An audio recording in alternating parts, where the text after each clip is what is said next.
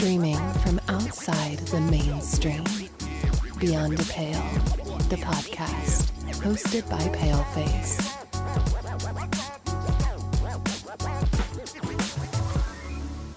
Today, I'm excited to converse with the founder of MasterTalk, a YouTube channel that helps the world master the art of public speaking and communication.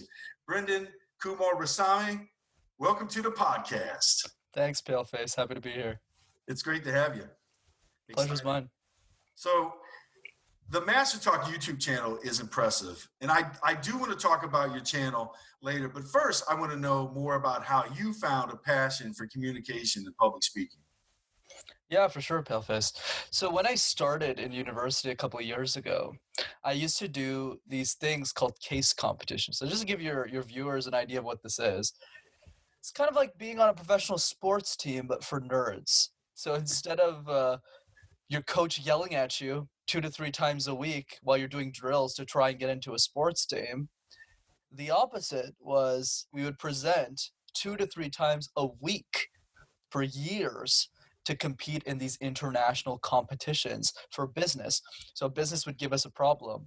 We would have 3 hours to make slides, read the entire case, which is like 20 pages, and then present back a solution. So literally people from Thailand would fly all the way to Montreal, Canada, where I'm from, spend $10,000, hotel, accommodations, flights, just to present PowerPoint slides. Wow. The only reason they were there.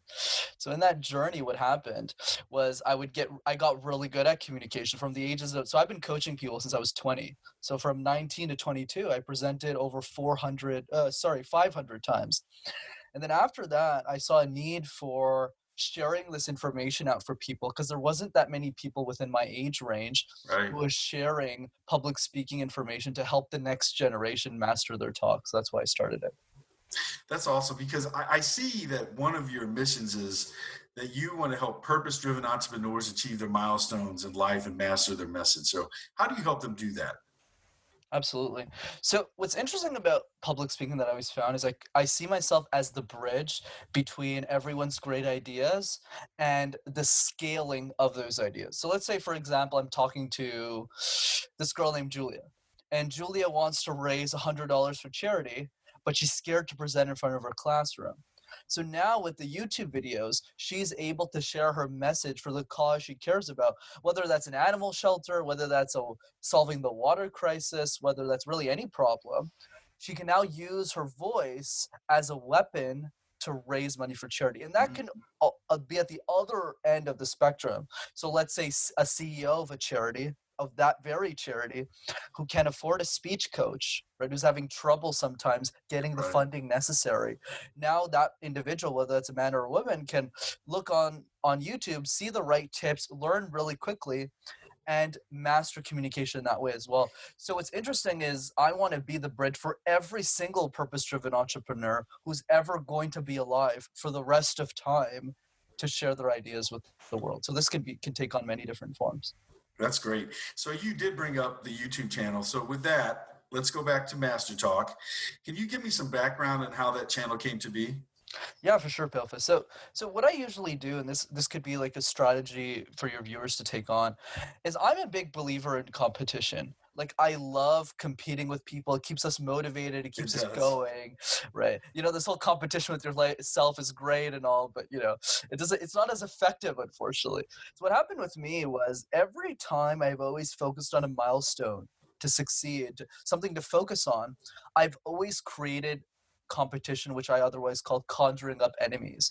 So for instance, when I started to get my corporate job, which I currently have right now, I saw a lot of people who weren't hardworking, who weren't putting in the work, who weren't doing these case competitions, getting these jobs. So I said, I could beat them. I could get this job, right? And that's what gave me the confidence, because I came from a really poor background. My parents worked minimum wage jobs, so I didn't feel I had the qualifications to have this job, right? So I created that competition. With MasterTalk, it was very similar. So a lot of my competitors in the space have PhDs in communication, have a lot more subscribers than I do, but they weren't very good. One video in particular was how to manage vocal tones. Today I'm going to show, I'm just like, you don't know how to manage your own vocal tones. Why are you teaching other people how to do that? So by creating that competition, I just said, even if I was a naive 22-year-old kid, I just said, hey, I could probably do better alone in my basement with and that's what I And you started. did. I can tell that you did. Yeah. And then one thing led to another. I started gaining a bit more traction. I started reinvesting the income I was making from my day job, and then I went fully professional. Oh, wow. So I do know that the physical part of speech is very important, and you seem to have that down. You seem to know how to inflect, you know how to use tempo and when to use silence and when to actually change pitch. You're very good at that. I respect that because I've seen that in your videos. So speaking of your videos again, in one of your videos titled 5 Public Speaking Tips in 5 Minutes, I was wondering if you could share those 5 tips with my audience. Of course, I'd be more than happy to. And just to build on what you were saying about tempo and all these different varieties, an easy way to explain this to you, Paleface, is public speaking is like juggling 18 balls at the same time, right? It's like you're drop them. right, try not to draw. So a lot of people get nervous because of that, because they have to say, oh, I gotta manage eye contact, I gotta manage pauses, I gotta manage all this stuff. So they get nervous. But the reality is, and the key to those tips and to really any other tip I have, is juggle one ball. Start with one. Get eye contact, right? In the same way I'm looking at you through this camera lens. Right. And then master the next thing. Ums and ahs. Then you're juggling 2 balls. Then you're juggling 3. Then you start to develop confidence. And then you can juggle all 18 like some of the best speakers in the world do. But back to the video. So the 5 tips that I share in that video are as follows. The first one is pauses. How to effectively use pauses in a presentation. And the way that you do it is that you use what I call forced silence drill. So what a forced silence drill is it forces you to pause in a presentation. And then when you watch a recording of yourself pausing more frequently, you realize that you sound better with them. And you go, hey, wait a second, I actually sound better with pauses. I should probably use this more often. That's the first tip. Second tip is ums and ahs, blah, blah. All filler words. Yeah, I like how you said that at the same time, yeah. And the best way to remove them is actually by replacing them with silences. So whenever I want to say a filler word, I go and I say nothing. And that takes time to practice, but it isn't that hard, right? Because like for me, like I've struggled with public speaking my whole life. I've been presenting in French my whole life. I didn't even know the language. So if I could figure it out, I'm sure everyone else can as well. Then the next one, eye contact. So eye contact is a bit more trickier, but the general idea, like if I were to summarize that tip, is the biggest fear we have is public speaking is this weird thing where everyone is looking at you and you're kind of wondering, why is everyone looking at me? Because you're talking.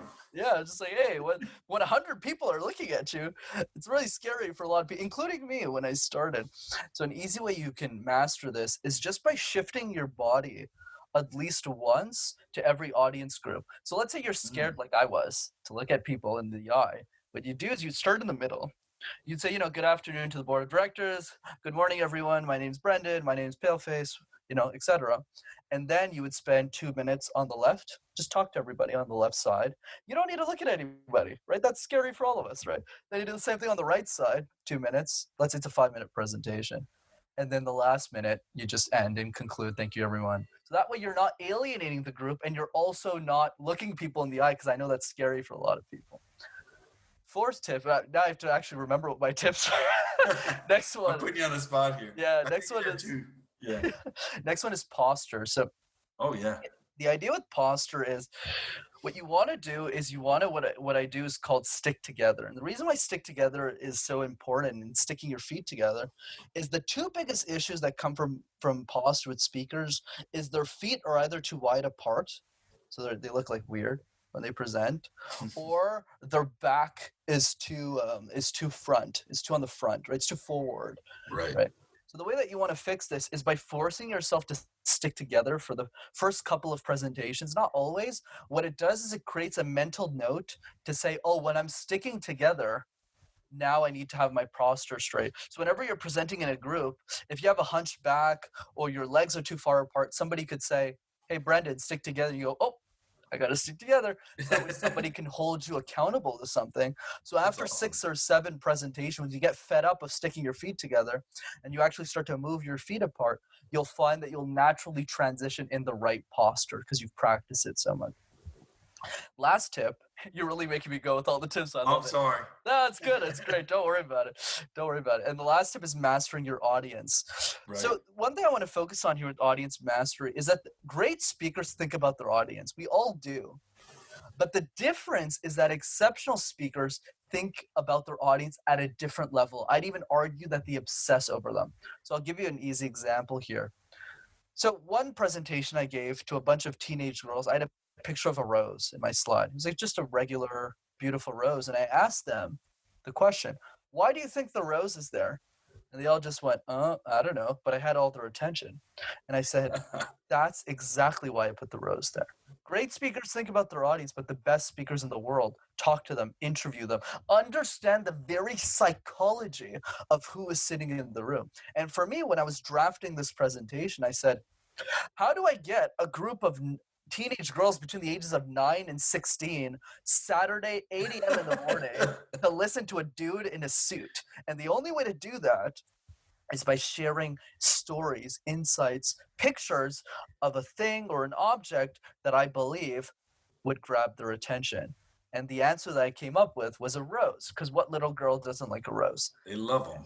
And they all fell in love with it. So even if I'm a male, even if I'm a dude who's 10 years older than them, I have to put myself in the shoes of that girl. What are their wants and needs? What do they want out of this presentation? And by practicing that, you'll be an amazing communicator. Those are great tips. I know one thing that I've heard to do, and I want to know what you think about this, is also that when you know you're going to speak somewhere, that you scout out that venue and look and see what you're playing with, as far as being able to see what you can do with the space that you're working in. What do you think about that? I completely agree with that tip. I think what I would say, like as an add-on to what you just mentioned, is it depends on the presentation. So let's say you're just giving a classroom presentation. You don't have to really go to that length, but let's say the presentation you're giving is going to be very impactful to either your career or the project that you want to move forward with. So let's say you're meeting like a really important person, or you're giving a keynote to 200 people, then I like to scout the room. So on average, I would say out of maybe the 75 presentations I give a year, there's 1 or 2 that meet that criteria. So one of those was like a keynote in front of 250 people. Another one was a competition against other speakers. So in that situation, I really took the time to understand the space, every little detail. But for most of the time, you don't have to do that. But I think it's great practice when you're working towards that, building that obsession within what you're doing. I think it also gives you some confidence knowing that you've done your homework. But one thing I want to ask too is, there's a lot of folks out there, they're afraid to public speak. I think it's because they're worried of the fact that they're going to be unmasked. Somehow they feel as if they're not going to meet the mark. Can you explain why most audience members really are in your corner and actually do support you when you're speaking, that they want you to succeed? Absolutely. So there's 2 parts to that question. The first one is, I think it's important to talk about why I should be the person talking about this, right? So in the sense of when I was 5 years old, right? 5, my parents came up to me and they said, well, Brenden, you live in Montreal, which is up in Canada for the folks on the podcast. And what's interesting about Montreal is that it's one of the few cities in the world where you need to speak multiple languages to be successful in. And Right. French is the other language that you need. So my parents sent me to French school, thank God, because I needed to learn the language. But it was an issue because I didn't know a single word of French. So for the first 15 years of my entire education, not only was I uncomfortable with speaking, I had to present in a language I didn't even know. So I would walk up to crowds and go, bonjour, and then would start to freak out. So the point of this, and the reason why I'm mentioning that story, is because if I could present in a language I didn't even know and figure out public speaking, that's why I'm so passionate about this, because I believe that speakers aren't born, they're created, which means you can do it too. Right. 100%. Anyone can master public speaking. That's why I'm sharing these tips with them. Now, could you repeat the question? No, it was really about how people want you to succeed. I wholly Yes. believe that most human beings are good people and they want you to succeed. And I think if you understand that they want you to succeed, that they want you to do well, and that you know that they're in your corner, and also that they them too are probably scared of public speaking, that it should give you confidence. So I'd like you to talk more about that if you could, or what's your Yes, opinion? of course. Thanks for reminding me of this. So the second part of that is your audience. Okay, let's put this down to rest, like with a simple argument. Okay, let's say you're speaking at a conference that's related to medicine. You're like a medical doctor, or you're talking about dogs, and you're at a dog conference. Okay, and you're the keynote speaker. You're speaking to, let's say, 50 people. Okay, let's keep it really simple. Those 50 people, okay, are spending money, time, resources to be there. Do you really think they want to sit through a bad presentation? They Do you do really not. think they want? Right, they don't. Right? It wasn't a question. It was more rhetorical. Rhetorical. You Yeah, got even it. the public speaking guy doesn't know how to pronounce Exactly. rhetorical. Doesn't matter. Right. So if they're there, they're hoping that you're going to give a great presentation. They don't want you to fail, or else why would anybody waste time out of their day to sit in a presentation that they don't want to be in? That's right. I So, think that's yeah, great, go ahead. great advice. No, go ahead. Speak. No, I'm sorry. I No, just no, agree for with you sure. so wholeheartedly. So, Brenden, this has been great so far. So, I want to give you a chance to give any last words before we wrap up today's podcast for the audience. Of course.